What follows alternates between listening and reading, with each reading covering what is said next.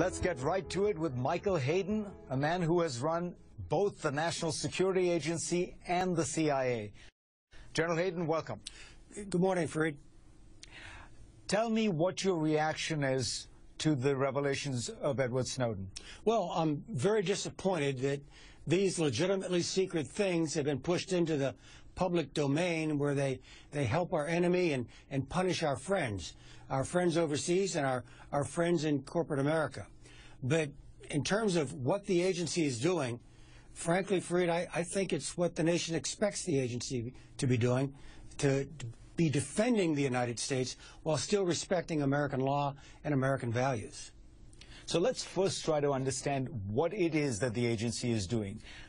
We've heard so many characterizations. So I want to ask you, is the NSA listening in on on phone calls that Americans make? No, it's not, unless, of course, it's got a very specific, individualized FISA warrant, which has been the situation for more than 3 decades. In terms of the one program, which I'll just call the metadata program, the one that the FISA order to Verizon seemed to reveal, this is indeed about metadata. It's about fact of call. NSA is getting from the telecom providers records that they create for their own purposes.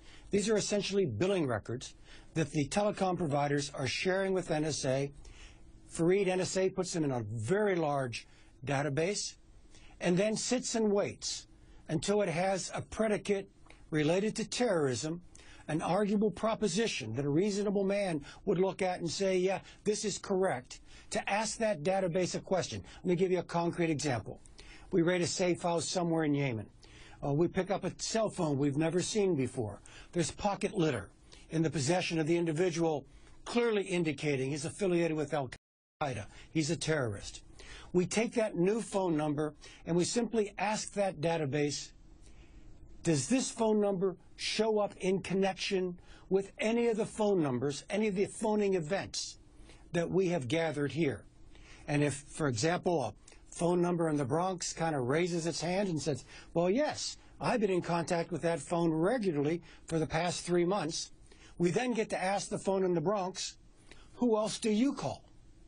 At which point, Fareed, we're done in terms of what this program authorizes. If we want to do anything more with that domestic U.S. number, we've got to go back to the court. So would it be fair to describe this, as I've seen somebody do, as the metadata program is collecting data in a way that is on the outside of an envelope? Who you wrote to, what the return address was, but nothing about what's inside the envelope. No, that's absolutely correct, and that's almost a perfect analogy. It's the outside of the envelope. And by the way, the Supreme Court ruled back in 1979 that outside of the envelope information, the metadata, is not protected by the Fourth Amendment to the U.S. Constitution. There is not a reasonable expectation of privacy when it comes to that information.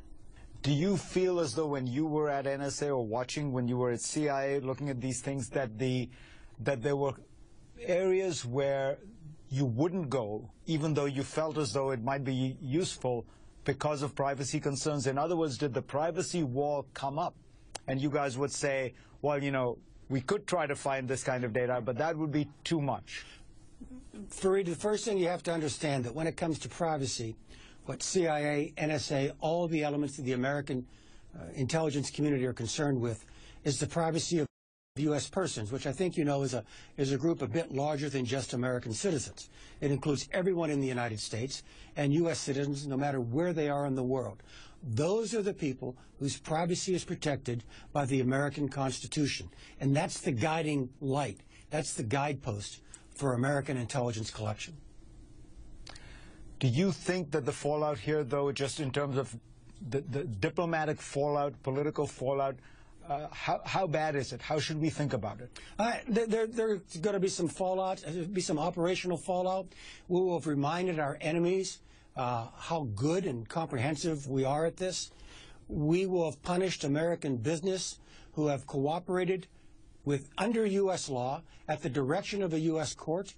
This is bound to be bad news for them in terms of their international business. And then finally, globally, a country or a source that might be thinking of cooperating with the United States should have almost no confidence in our discretion or in our ability to keep a secret. All that's harmful. What do you think should happen to Edward Snowden? Look, this looks like a very troubled young man, but he did a very bad thing, and I would not call him a whistleblower. I mean, a whistleblower is someone who, A, points out wrongdoing, and B, follows the procedures laid out in law which gives a whistleblower protection. Raise your hand. Talk to your supervisor. Talk to the Inspector General. Talk to the General Counsel. Talk to Congress. He didn't do any of this. He fled the country with incredibly sensitive documents, gave them to 2 newspapers who badly mangled the story so that we're now dealing domestically and abroad with the misperceptions created by the stories. And now, Lord knows what will happen to him and whatever he took with him now that he's in Hong Kong. General Michael Hayden, thank you very much.